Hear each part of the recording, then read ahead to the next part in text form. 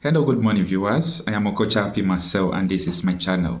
If you follow my updates, day before yesterday, I told you that Atiku has sent some aides to go and meet Peter Obi, and in the person of Osita Chidoka met with Peter Obi day before yesterday at 8 o'clock in his campaign office. And the details of the discussion was not made public, and it might interest you to know that Atiku Abubakar has met Peter Obi, though I don't know the reason why he met Peter Obi. A lot of people said that he begs for an alliance, but the alliance I'm thinking that he's begging for maybe for Labour Party to share evidence with PDP, and PDP will share evidence with the Labour Party regarding the court case that is coming up. So I will leave you to watch this clip of video that is relating to their meeting.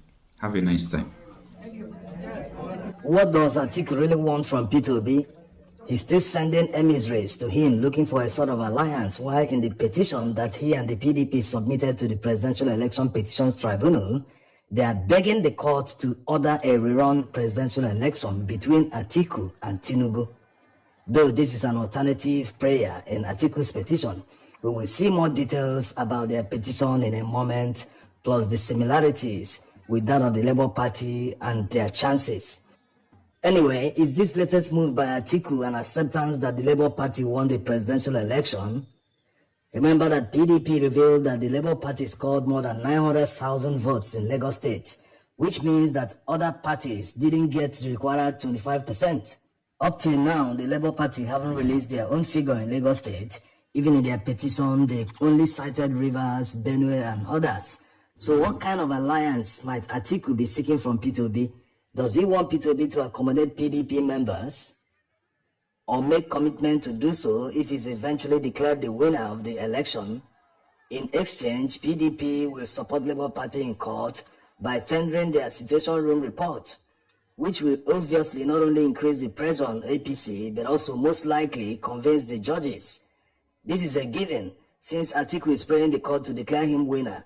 He must tender evidence to prove that he won, which of course includes polling units results and other documents. And when they do that, the court will now have two matching polling unit results in some states, which will be at the advantage of Labour Party. This is because there are some states where the PDP couldn't rig and APC did, which leads us to another reason he might be seeking the alliance with Labour Party. Maybe he just wants cooperation. Where they don't have enough evidence, Labour Party will provide them if they have, and vice versa. Scratch my back, I scratch yours. Come and vote. Those who are traders, who are residents in the environment, who are not allowed to come and vote. They slapped the agent, collected his phone, removed his tag. I had to call the police officer. They were just looking. This is why an alliance will be difficult with PDP, because they also stole votes from the Labour Party. And some PDP members will make the list that Professor Pato Tommy-led Big Tent is compiling for the possible sanctions by the United States. Yes, the list was demanded by the US, people who rig elections in Nigeria that at the slightest opportunity they run abroad, they should face visa sanctions. They should stay in the country where they rig elections. Anyway, the latest emissary that Atiku Abubakar sent to Peter Obi in this their wild chase of an alliance is the former Corps Marshal of the Federal Road Safety, Osita Chidoka. Chidoka didn't reveal much about his meeting with Peter Obi. He only said that he was sent by Atiku Abubakar to seek possible alliance with the Labour Party. Remember that Peter Obi has said that they went into the presidential election alone as the Labour Party, and they will fight for the stolen mandate in court alone as Labour Party. It must have been a humbling experience for Osita Chidoka. His younger brother was beaten by the Labour Party candidate in the Federal House of Reps election in Anambra State.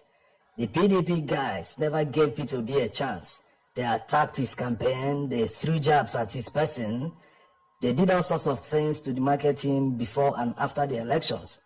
Some of them even said that Peter Obi will not win Anambra State in the presidential election. The attack on Peter Obi continued after the presidential election, and Osita Chidoka and other PDP chieftains couldn't call PDP social media influencers to order. Now they are seeking alliance. What sort of alliance? Maybe they just want a united opposition. PDP couldn't take advantage of all the failures of the APC administration the past 8 years.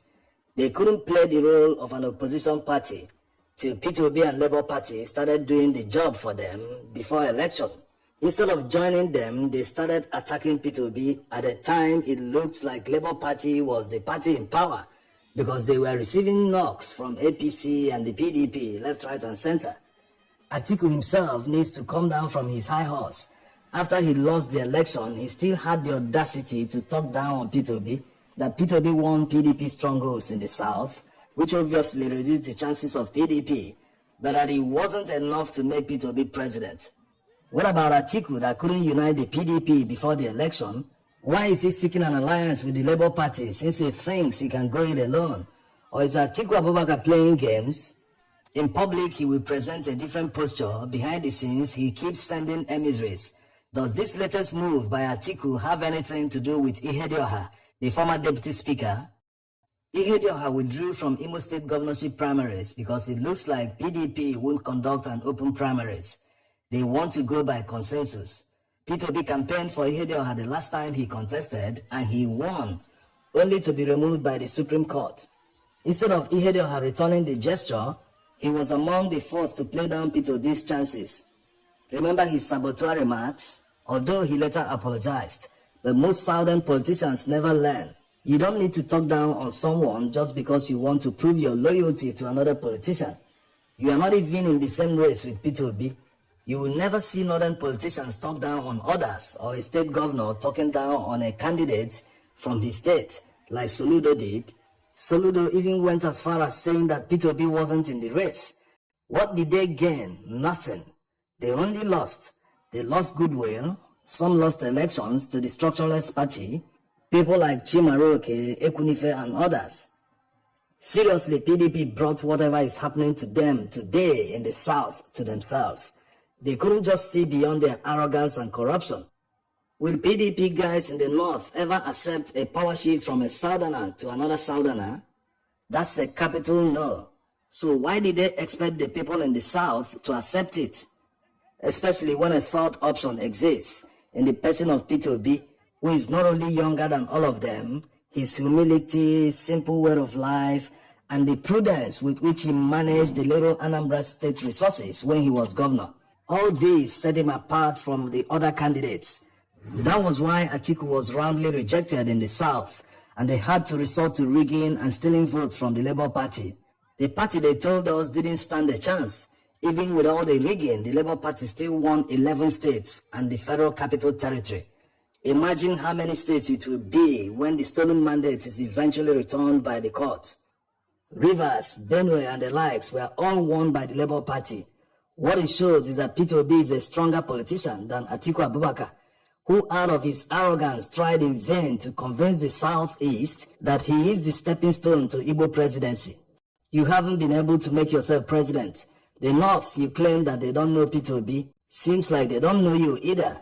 Because if Buhari is not in the contest and Atiku, a Northerner, couldn't win the North in a landslide the way Buhari won in the past, that means he's not popular in the North, as he wants Nigerians to believe. During the campaigns, he kept projecting that the North wants a Northerner to continue after Buhari.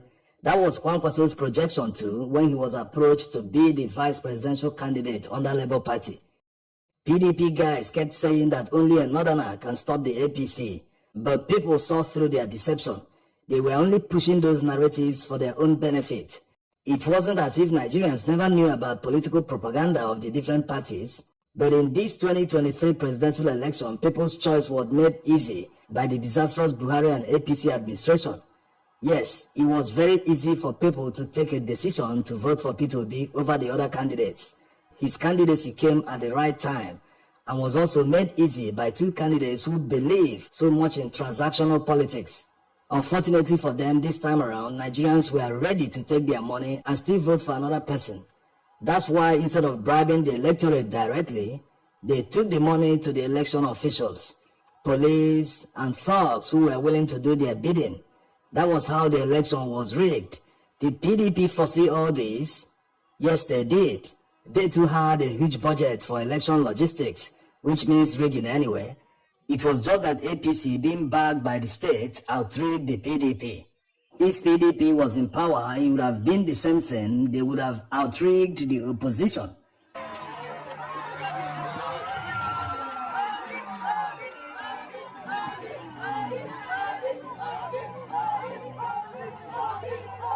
Yes, P2B has proved that the money politicians spend in renting crowds to come to campaign rallies is such a huge waste.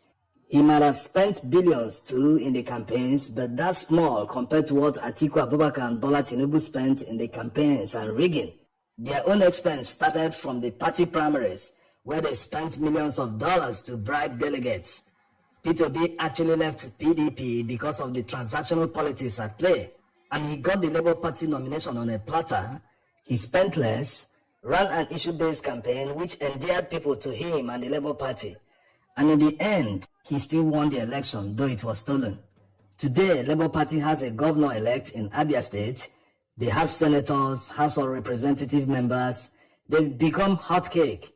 All they need now going forward is to attract the best candidates in subsequent elections. All the off-season elections that are coming up, Imo State governorship election, Edo State, Anambra, and many others. The more elected officials from Labour Party perform in office, the more they will attract voters.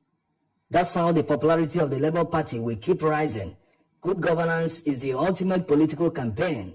When a governor performs creditably in office, he wouldn't need much campaign when going for a second term because his projects and good deeds will campaign for him.